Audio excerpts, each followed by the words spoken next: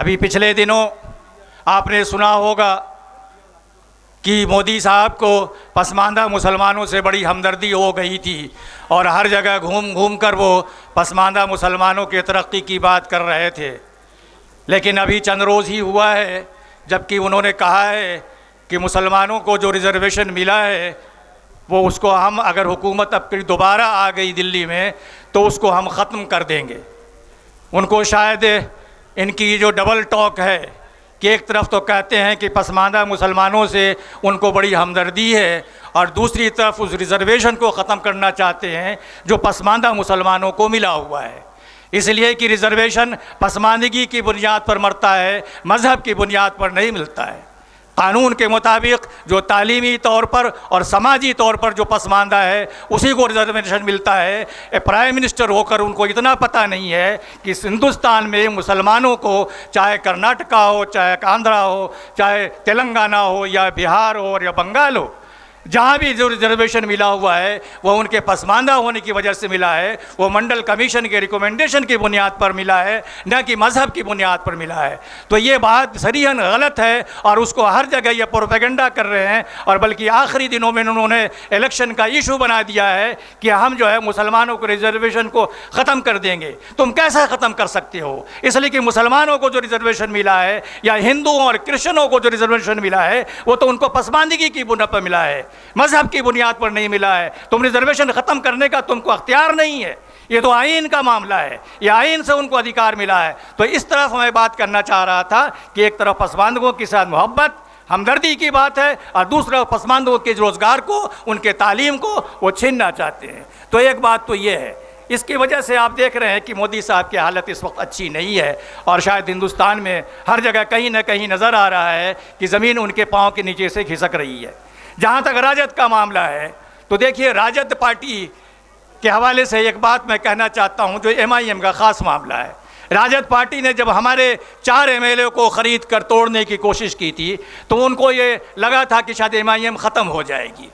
MIM को ख़त्म करने के लिए 4 MLA ले गए और उसमें अख्तुल ईमान साहब को भी ले जाना चाहते थे और सारी लालच दिया और वजारत का लालच दिया। अख्तुल ईमान साहब को भी कहा आप आइए और सीनियर वज़ीर बनिए, लेकिन अख्तुल ईमान साहब ने कहा कि हम सियासत छोड़ देंगे लेकिन MIM को नहीं छोड़ेंगे। उसने कहा ये गवारा नहीं है, पार्टी को हमने 10 साल से सींचा है, मजबूती से सीमांचल में हमने पार्टी को खड़ा किया है और उसमें सबसे बड़ा कंट्रीब्यूशन हमारे बैरिस्टर असदुद्दीन ओवैसी साहब का है। उनका खून पसीना वहाँ लगा है, उनकी जो मेहनत लगी है उस इलाके में और जिसका नतीजा था कि हम 5 MLA जितवा कर लाए थे। लेकिन राजद ने यह कोशिश की कि हमारे पीठ में छुरा घोंपे, हमारी पार्टी को ख़त्म कर दे और उसके लिए उन्होंने आगाज़ किया था हमारे MLA को तोड़ने के लिए। और मीर जाफ़र और मीर सादिक जब हमारी पार्टी से छूट कर गए तो उन्होंने समझा पार्टी ख़त्म हो गई है। लेकिन आज अल्हम्दुलिल्लाह, आज पार्टी जो पहली मीटिंग कर रही है आपके इस इलाके में या पटना डिवीज़न के इलाके में, तो आप इस बात को अच्छी तरह जानते हैं कि पार्टी इस वक्त सीमांचल से निकलकर पहली बार पटना में आई है और बहुत मजबूती से अब इलेक्शन लड़ रहे हैं। हम पहले बार इलेक्शन पहले हम सिर्फ सीमांचल के इलाके में लड़ते थे, लेकिन अब की बार हम 8 सीटों पर इलेक्शन लड़ रहे हैं पार्लियामेंट का। और दूसरी बात जो गलतफहमी है उसको भी हम दूर करना चाहते हैं कि MIM सिर्फ मुसलमानों की पार्टी नहीं है। मुसलमानों ने ज़रूर पार्टी को बनाया है, उसके फाउंडर मेंबर ज़रूर मुसलमान हैं, लेकिन आज मुसलमानों के साथ अलावा हम सारी कौम और सारी बिरादरियों और सारे मज़ाहिब को लेकर हम चल रहे हैं। तो MIM भी उसी तरह एक सेकुलर पार्टी है जिस तरह से कांग्रेस सेकुलर पार्टी है या राजद सेकुलर पार्टी अपने को क्लेम करती है। हमने 8 कैंडिडेट में 4 मुसलमान खड़ा किए हैं और 4 गैर मुस्लिम कैंडिडेट हमने खड़ा किए हैं। हमने राजपूतों को टिकट दिया है, हमने भूमियारों को टिकट दिया है, हमने अति पिछड़ा लेडी को टिकट दिया है, हमने दलित को टिकट दिया है। आज हमने साबित किया कि ये सिर्फ मुसलमानों की बुनियाद पर यह पार्टी नहीं चलती, बल्कि सारे लोगों को और सारे बिरादरी और मजहब के लोगों को लेकर हम इलेक्शन लड़ रहे हैं। तो ये गलतफहमी दूर कर लें। और राजद को अगर ये लगता है कि उसने जो है हमें कमज़ोर कर दिया है, तो आज जितने बड़ा जलसा कल रात जो है वो पटना में था और जितने बड़ी तादाद में कम से कम 50,000 लोग आए थे, मैंने इतना बड़ा जलसा पटना की तारीख में कभी नहीं देखा था। हमारे सदर साहब की तबीयत ख़राब हो गई और बदकिस्मती से वो न जा सके, नहीं तो एक तारीख़ी जलसा वो पटना का था। और उसके अंदर हमने साबित किया कि देखो ये पार्टी सिर्फ सीमांचल की पार्टी नहीं है, ये पार्टी सीमांचल से निकल के 10 सालों के बाद अब पटना पहुंच चुकी है और उसके बाद हमारा अगला निशाना सारा बिहार है।